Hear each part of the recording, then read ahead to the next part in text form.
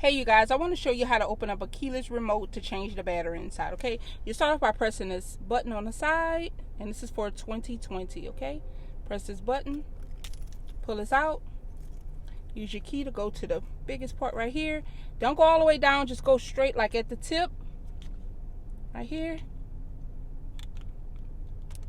And then turn it.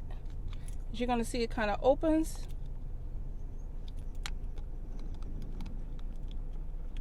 Put a little pressure on it, and trust me, it opens. Go down some. There we go. Took a little tussling, but yeah, that's how you do that.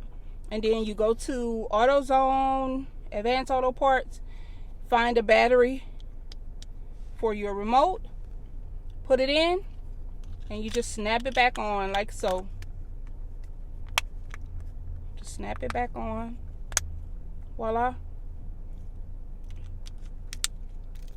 There you go. All done.